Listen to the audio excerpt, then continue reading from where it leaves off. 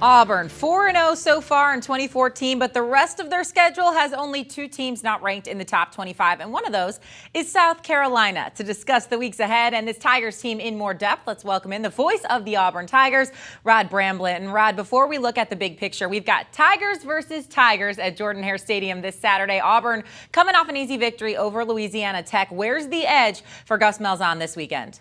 Well, I think you start with just the fact it's at home. I mean, this is, as you said, this is the start of a grueling couple of months. And to get LSU at home at night, I think, is a big advantage. And, there's a little bit of payback here for this Auburn football team. LSU, the only game last year they lost in the regular season.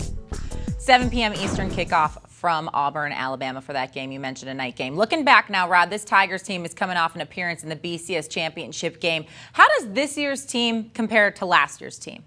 I think that's still a question that it's hard to answer right now. I mean, this team has a lot of the similar attributes. I mean, Gus Malzahn wants to establish the run, and they haven't been able to do it at the level they did last year. They're throwing the football better. I think Nick Marshall has become a better passer.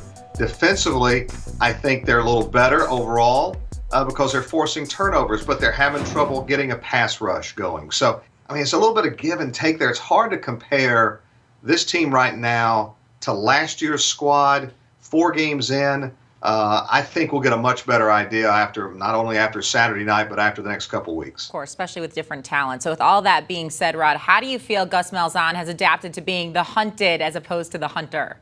The thing that Gus Malzahn brings to the table is his ability to keep the team focused on the next game. That's what Auburn did last year. I've never seen anything quite like it. They never looked past anyone. The team took the personality of their head coach. So when you have that same routine, that same approach every week, and the team kind of adopts your personality, I think whether you're the hunter or the hunted, it doesn't matter because your routine and preparation is the same every week. Of course. Well, finally, you're there around this team at practices all the time. What would you say keeps this coaching staff up at night? Where's the Achilles heel of this Auburn squad? I think just the pursuit of perfection.